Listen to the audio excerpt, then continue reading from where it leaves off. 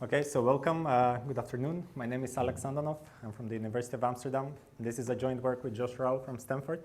And we are going to be looking at the shifting finance of electricity generation. So basically how the ownership of power plants has changed over time and some implications for, let's say, energy markets and the broader economy.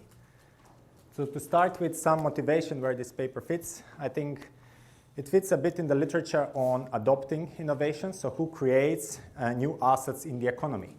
And I think the arguments from a Schumpeter point of view are that in a perfect competition environment, let's say, the firms have weaker incentives to innovate and weaker capacity to innovate, whereas the other argument that as soon as you give them a little bit of market power, they have bigger incentives to implement this.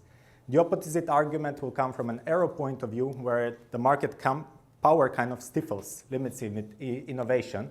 And in this case, basically, the firms want to protect the current assets, to avoid having stranded assets, and wants to avoid cannibalization of the current assets. So it's not obvious who will provide capital to adopt innovation. So I think in the morning we talked a lot about patents and creating new innovation. I will talk more about adopting this innovation. And the big question is it done by the dominant incumbents or is it the smaller new entrants?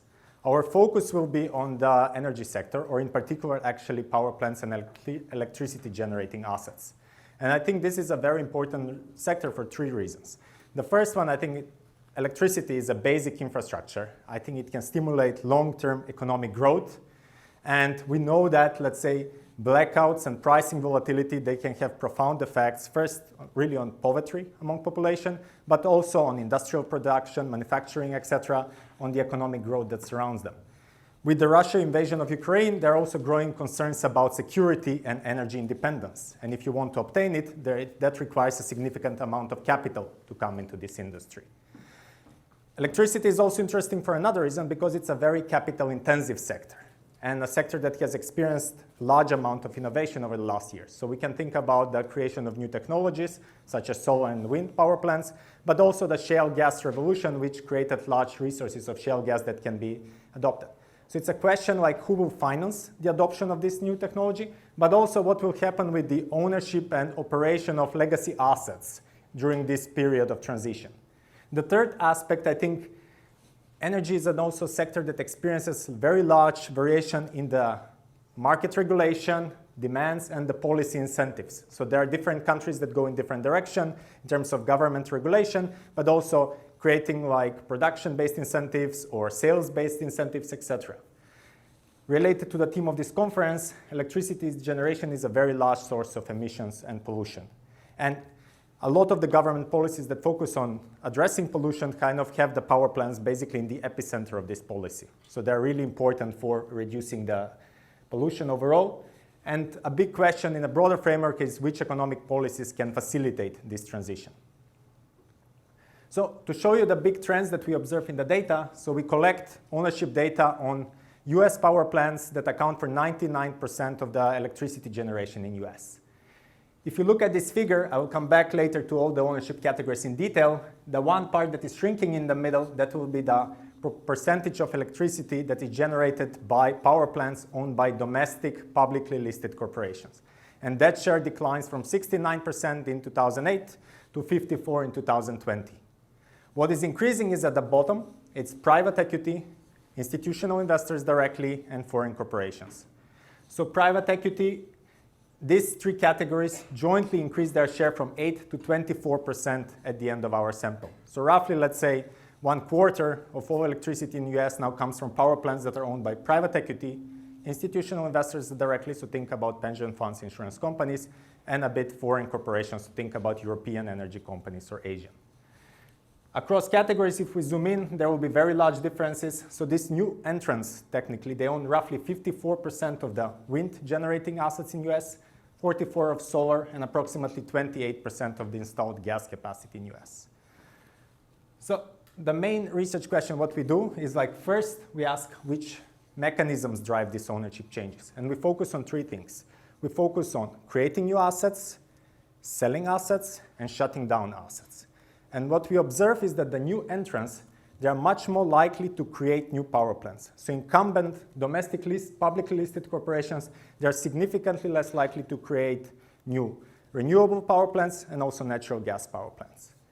What is important is that we find very limited evidence of leakage in the sense that the domestic listed corporations are selling older fossil fuel power plants to private equity, and private equity keeps them running forever.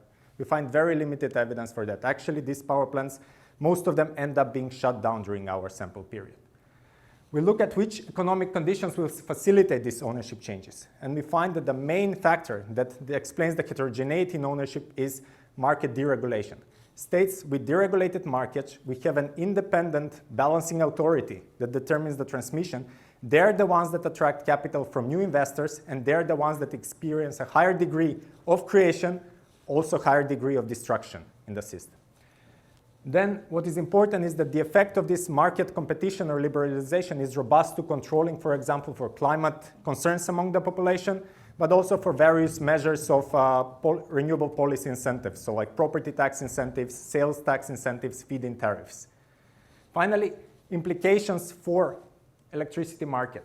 In terms of operating performance, what we find is that the new owners, they don't operate power plants more intensely, but they increase the efficiency of these power plants. In the sense, in technical terms, we observe that the heat rate of these power plants will be lower. So they use lower fuel amounts to produce the same amount of electricity. In terms of contracts and pricing, what we see is that especially private equity owners, they will sell electricity using shorter contracts, shorter increment pricing terms, and targeting peak period sales. This is very different from, let's say, what the listed corporations are doing. Interestingly, on the opposite side of the spectrum are when institutional investors buy directly at power plants, they go for long-term contracts, long-term pricing, sort of trying to stabilize the cash flows. Finally, in terms of pricing, we do observe that private equity sells electricity for approximately $2 higher per megawatt hours, which is substantial economically compared to a regular, let's say, average price of $31 per megawatt hour. Now, where does it fit? I think the paper contributes to the literature on adopting innovation and climate finance. We show especially the role that market regulation can play in this setting and how much it can, let's say, facilitate sometimes the attraction of new capital. It has implications in that sense in terms of designing climate policy. As we talked a little bit in the morning, like how can you attract different sources of capital? This seems to be like a channel, at least, that in our paper is very important. It fits also in the literature on energy economics. There have been many papers in this field that have shown that deregulation leads to kind of lower costs and kind of in these markets and more efficient operation. I think our contribution is that to show that part of these changes are coming, that there are very different types of owners that are entering deregulated markets. So once we deregulate, there are new owners coming in that are different from the existing utilities, and probably they are driving large part of these changes. Finally, I think our paper also contributes to understanding the implications of private equity ownership. There have been many papers, again, looking at implications for operating performance, productivity, employment, etc., even environment and pollution. What I think we show slightly different from previous literature is that a lot of focus is on acquisitions, where we look at the same company before after. I think our contribution is to show that private equity plays a major role also in adopting innovation. In this case, we talk about creating new assets and destructing assets kind of without changes in ownership, kind of without transitions in ownership. And I think we can debate at the end whether this is part of the private equity high-powered incentives or the results are driven kind of by the incumbent versus new entrants. It seems that our paper will point more to this role of incumbents versus new entrants that are explaining large part. So let me start a bit with the institutional setting in our data. So the data that we get on the US power plants comes from the EIA, and it will cover basically all power plants in US. I think the observations on everything that I will show you will be on a power plant prime mover level. Most power plants have one prime mover. Some fossil fuel power plants can have multiple prime movers. Because power plants differ massively in the size and capacity, all statistics and regressions that I will show, they will be weighted by the size of the plant or the capacity. The reason for that is that in our sample, we observed roughly 13,000 unique power plants. Almost 4,000 of them are in solar, but they account for less than 3% of the US generation. So we don't want to drive them to drive everything. Now, the amount of innovation of our sample period, out of these 13,000 units, almost 6,000 are created in this sample period from 2008 to 2020. 1,700 end up being shut down. So this is really a lot of what's going on in this sector is creating new assets and shutting down assets. The ownership data, we rely on regulatory announcements. It's nice that this is a heavily regulated industry. We do use Preqin quite a lot, S&P Global, Newswire articles, etc. So the ownership categories that we have. The first one, the major, the incumbent ones, is domestic publicly listed corporations. And this will include basically anything that has a ticker in our sample. So this is traditional utilities, but also listed independent power producers. The new entrance, what we consider is private equity. So think about buyout and infrastructure funds a lot, like LS Power, KKR, etc. But also a few small private companies like Koch Industries and Tenaska. Then we have institutional investors directly. So this will be largely pension funds, insurance companies, and sovereign wealth funds buying directly, without an intermediary, a power plant. These are mostly Canadian pension funds and a couple of Dutch pension funds. And what is important for this category, this is one of the few categories that does not buy kind of power plants independently. They usually co-invest with someone else. So in 93% of the cases, they actually share the ownership with one or other category. All the other categories, typically, if they buy majority or usually 100% of the plant. Now, the third, foreign publicly listed corporations. As I said, this will be companies with ticker that are based in Europe or Asia. So a lot of European companies like EDP Group, NG, etc., but also Asian companies, particularly going into the natural gas sector. And then we have other, let's say, traditional owners of power plants. This will be governments. So this is like state, local government entities. Tennessee Valley Authority, U.S. Bureau of Reclamation, LA Department of Water and Power. We have cooperatives. So these are power plants that are built and owned by the communities they serve. They are more common in some areas like Kentucky, Colorado, Wyoming. And we have industrial firms. So these are very large companies engaged in energy kind of heavy manufacturing, such as aluminum production, steel, etc., chemicals. So sometimes they actually own the power plants that are located next to their factory. So if we look by categories, how the ownership looks like, so just bear in mind the y-axis. So for the top panel, the y-axis goes up to 35 terawatt hours. For the bottom, up to 200. So that tells you how important are the different sources. So we see wind has experienced first large growth in US, and then we see that private equity and foreign corporations account for very large ownership share. Solar, as I said, in terms of number of observations, very high, but in terms of contribution, like still rather small. Hydro and nuclear stay flat during our sample period. There is not much creation, there is not much shutdowns there going on. Natural gas is the main kind of component that is growing over this sample period, and coal is the main thing that is declining. And kind of this is the period where US kind of transitions mostly from coal to natural gas plus some wind, kind of, if you think about the changes that are happening. Now, the electricity markets, to give a brief kind of overview, they're a very special kind of animal on their own. What is important for us mostly is that you can have traditional markets where you have a company that owns generation, distribution, and retailing to customers. So these are vertically integrated companies, and in that sense, a major concern is that they can exclude independent producers by kind of forbidding them to access the transmission network. The opposite is that some states have decided to go for restructured markets where they have an independent system operator as a balancing authority. In this case, this ISO determines the market dispatch, and they conduct auctions, and you need to bid on these auctions. So technically, this will be more liberalized competitive markets. And you have lower kind of discrimination in the grid access. This is about wholesale markets. Now, on top of it, we can have, let's say, deregulation on a retail level. And in some states, let's say the residential or business customer have full or limited choice in terms of their supplier of electricity. What is important is to understand that this is not completely independent from the first, because a large proportion of the states that offer, almost all states that offer retail choice, actually have also a deregulated wholesale market, but not the other way around. You can have a deregulated wholesale market without retail choice, kind of. So in most of the analysis, it works like a triple interaction term, if you include it. And what is interesting, let's say, for our analysis is the market deregulation is very stable. Let's say there are almost no changes in terms of wholesale markets after 2008. There are no changes in terms of retail kind of deregulation after 2007, I think.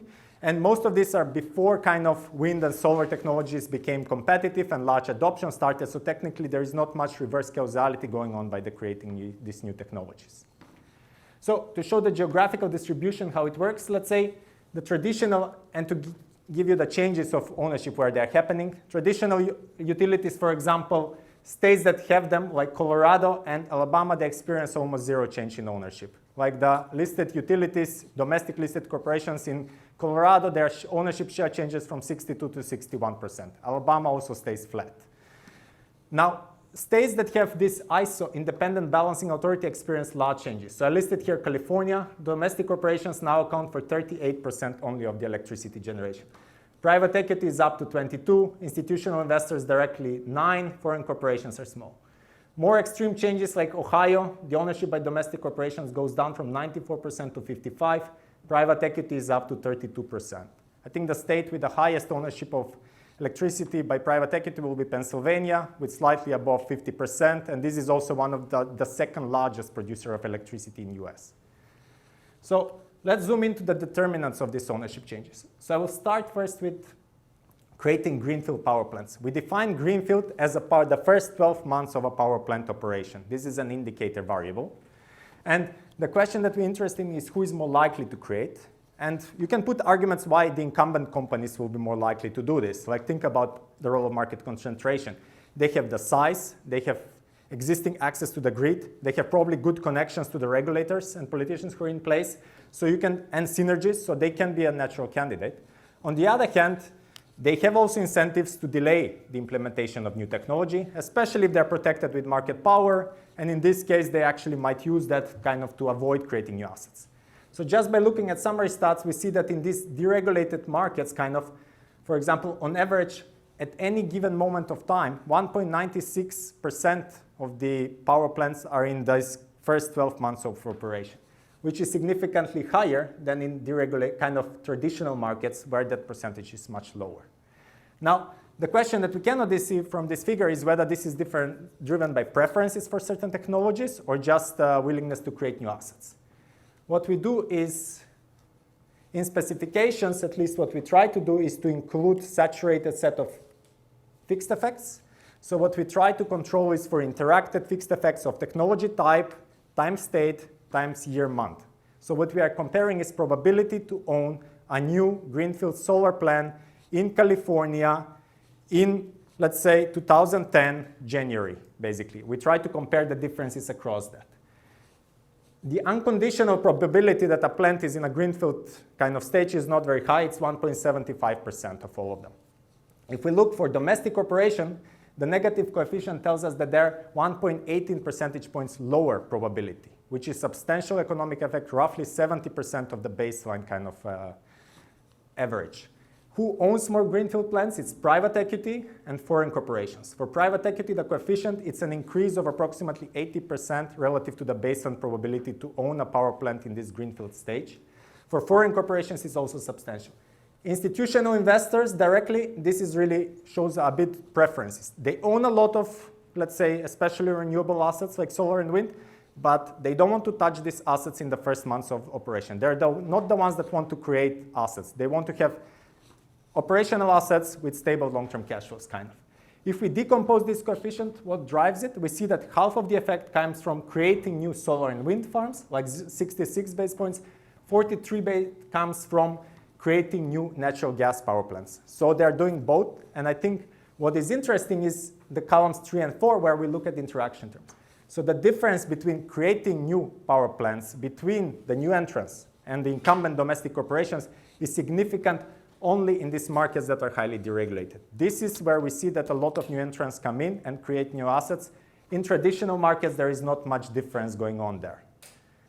Now, if we want to zoom in, what's the effect of other potential measures? So these are the coefficients that we have on the proxies for deregulated markets. So whether we use the ISO balancing or we use this retail choice.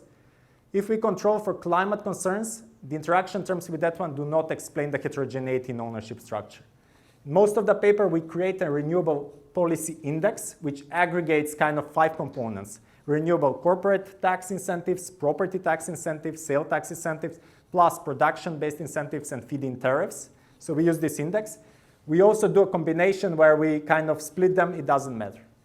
Now, the second mechanism that we study is sales of power plants. So this is multinomial logit analysis, where we look at, these are power plants in January 2008 owned by listed corporations. what happens with them kind of at the end of our sample period. And there can be 4 outcomes. They still own it and operate it. They owned it and retired. They sold it and the plant still operates. And they sold it and it's still retired.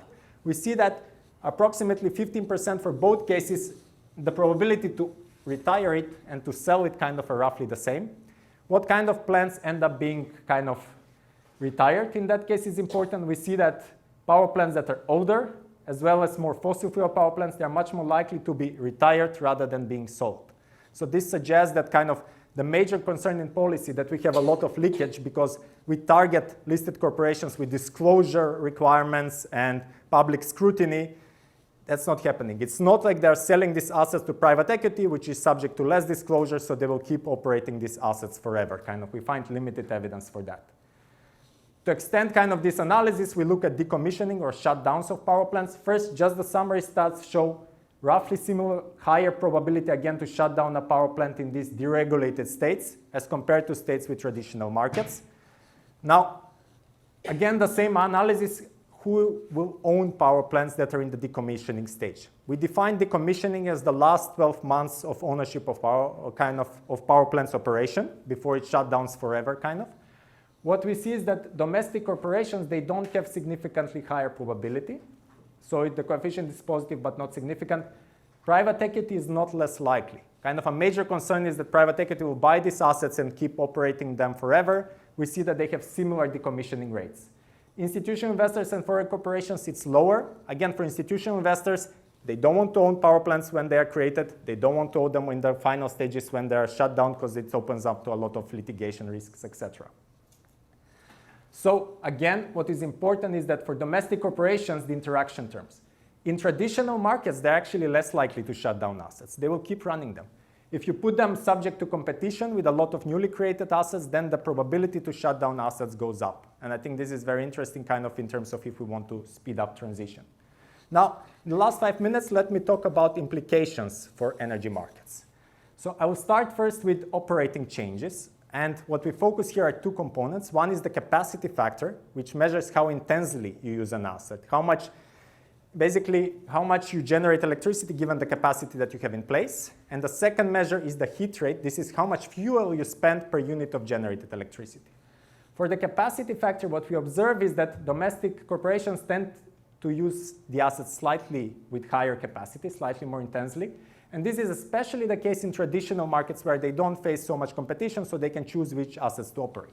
If you put them subject to these deregulated markets, then the difference goes down, so this cancels out, so there are not much difference compared to other kind of owners.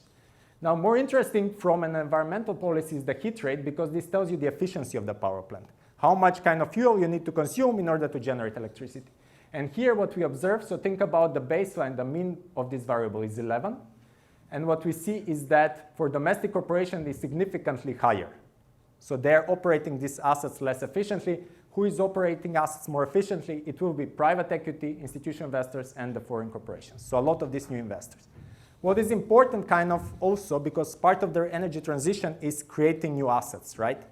Creating new assets is not cheap. In the sense, like in the first months, if you look for this Greenfield variable, you operated significantly with a lower kind of capacity. It takes time to enter the market, to establish contracts, to learn how to operate it.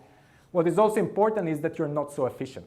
So this is a costly process. That's why it requires stimulating some investors to do that, and that's robust to controlling for age, etc. Now, the other implications for electricity sales and contracts, what we connect this is using FERC quarterly filings. We connect to all the transactions that are done. And we split the contracts based on 3 dimensions. One is short versus long-term contracts for electricity sales. Long is above 1 year, short is less than 1 year. The second is whether you can have a long-term contract, but the increments based on which you determine the price can be short-term still. So the second dimension is these increments. Short increments are like 5 minutes, 15 minutes, 1 hour, up to 1 day. Medium increments are like 1 day, 1 week. And long-term increments are monthly or annual kind of increments. And the last dimension is whether you sell electricity for full period, peak period sales, or finally like off-peak period. If we look here, private equity is especially different from the rest. So the omitted category is these domestic corporations. Private equity sells electricity with short-term contracts, short-term increments targeting peak period. Interestingly, institutional investors, the main suppliers of capital to private equity, what they actually like is long-term contracts, long-term increments, full period, kind of stable type of cash flows, but that's probably not the type of cash flow they get when they go through private equity. In the last 1 minute, let me talk a little bit about implications for pricing. So if we look here, the dependent variable is the average price for which a power plant sells electricity. Again, if we look, what we see is that private equity compared to the omitted category domestic listed corporations tend to sell electricity for slightly higher price. If we include a more saturated set of fixed effects, so that it goes down effect, so that suggests that part of this effect is coming through actually being more flexible in deciding when to operate the power plants that they own. Even in this saturated version, like the economic effect is large. So we're talking about $2 higher price per megawatt hour when the average price is around $31 per megawatt hour. Again, if we want to stimulate creating new power plants, it's interesting to see for Greenfield power plants, they're more efficient, so probably they can afford to sell electricity for lower prices, but because they don't have long-term contracts, it takes them to set up, they actually get significantly lower prices in that aspect. So in conclusion, some implications and discussion. I think what we show is that how are these ownership changes happening? The creation of new power plants and shutting down power plants are really important. If you just look at sales of power plants, you pick up only 1/3 approximately of the changes in ownership of electricity assets. I think we find very limited evidence of leakage of older fossil fuel power plants from the listed corporations to the private equity industry. In terms of economic mechanisms, I think our paper will state that market deregulation, etc., is very important, and at least the effect of market deregulation is robust to controlling for climate concerns among the population, as well as these renewable policy incentives. Then, finally, for broader population, like what is the implication? I think the evidence on the contracting and pricing is very important because it seems that for the new owners, it's more likely that they will use short-term contracts and they will pass part of the volatility to the final consumers. And probably if the ownership changes of this electricity market, we'll continue to observe more volatility there in electricity prices. Let me stop here. Thank you.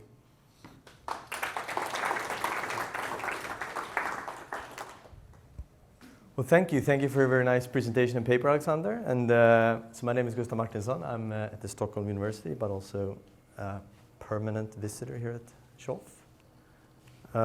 So I will talk about some overlap in my thoughts and about this really commendable project. I think it's just great in terms of just collecting new data. I think that's proper social science research.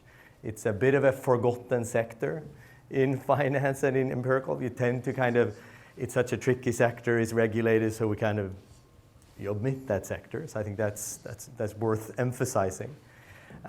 So I'm going to have a very kind of short summary, but I think it adds a little value because that's kind of my summary of the paper, as also what kind of gave birth to my comments and questions as well. So I mean, a lot of it is about that. Obviously, we talked about that there's been this enormous change over that, well, enormous, but a big change in ownership in terms of electricity providers in the U.S. And there's been this rise of private equity and institutional owners, but also in foreign-owned corporations of these assets. And mostly it's come at the expense, or how you want to phrase it, as decline of these domestic-owned public corporations. And these sort of new owners, which makes this very interesting in general, but in particular at this conference, is that it's happens a lot in this renewable space, that these new owners tend to open, well, also it's driven mostly by opening new plants rather than, which could be an obvious concern, that you just buy up the old fossil plants and just kind of run them to the ground.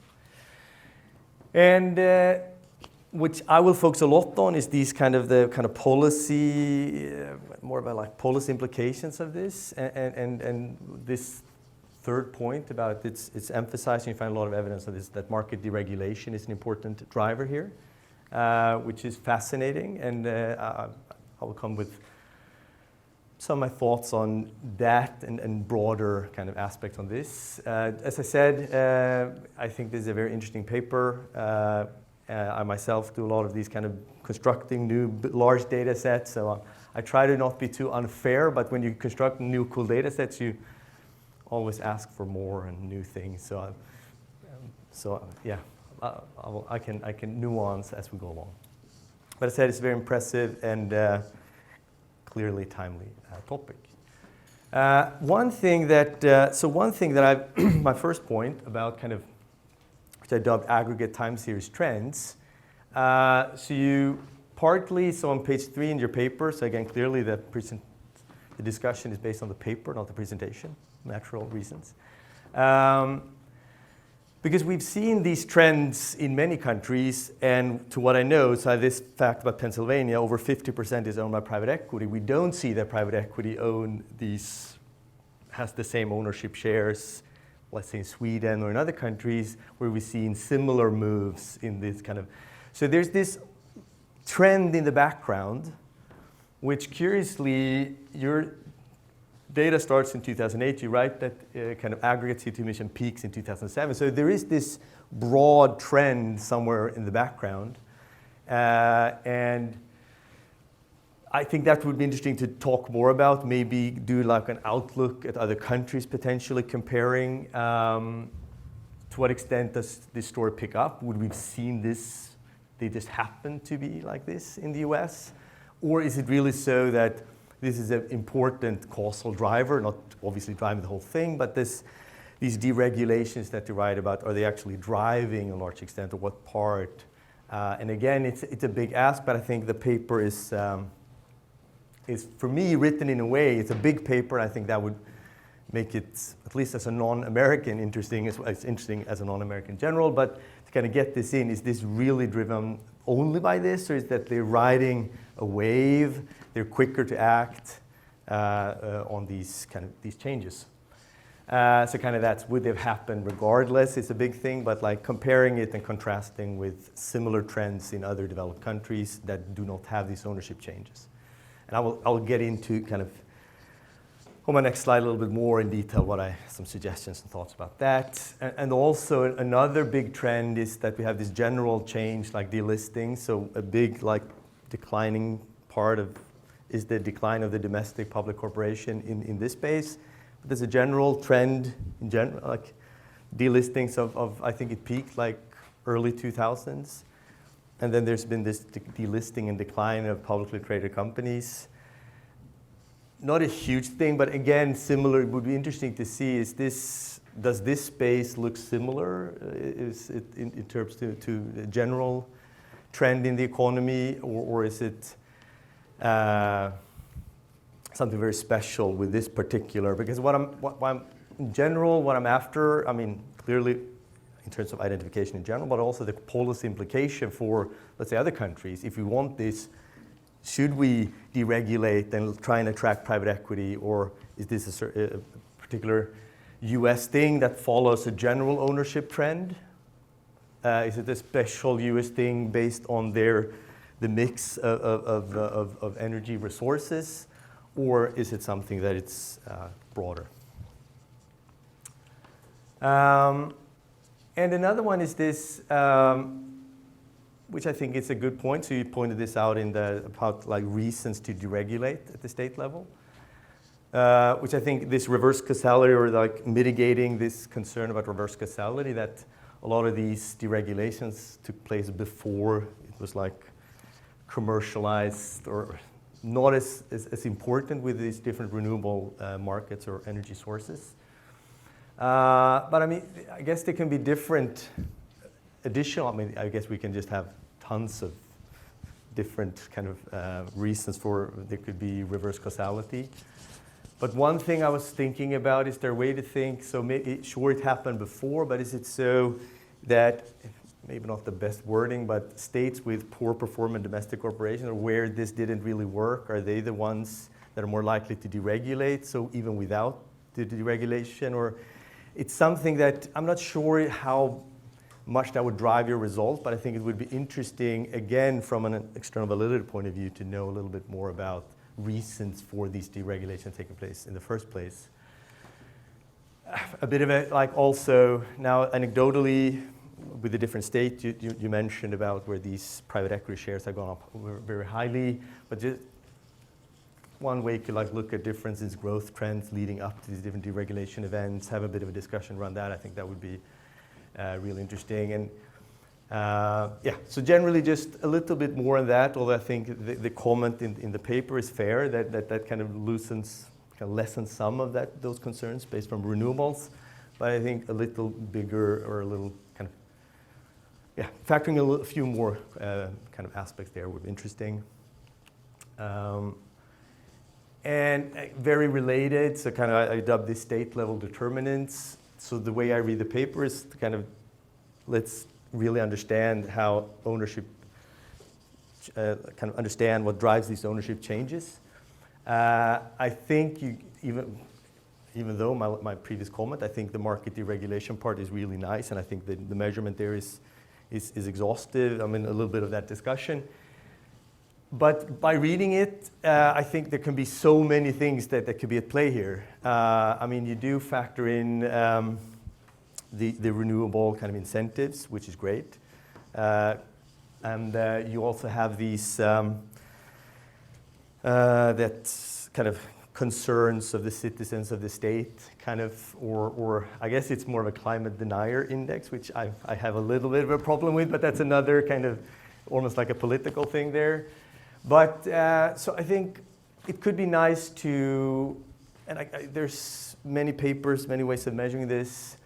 So like tons of fossil fuel subsidies out there that is hampering this whole transition. Is it so that you find variation across states with a lot of these? Is it triggered by removals of these, which I hope would be the case? I don't know how much removal it is of these subsidies. Is it so that there's unused, like stranded asset problems in certain states, like unused fossil fuel reserves, something that is passed that makes it just underlying, kind of changing how much you want to go for renewables or not. There's also underlying potential for different energy sources, like maybe some states are more like wind is easier, solar is easier, clearly that's going to matter.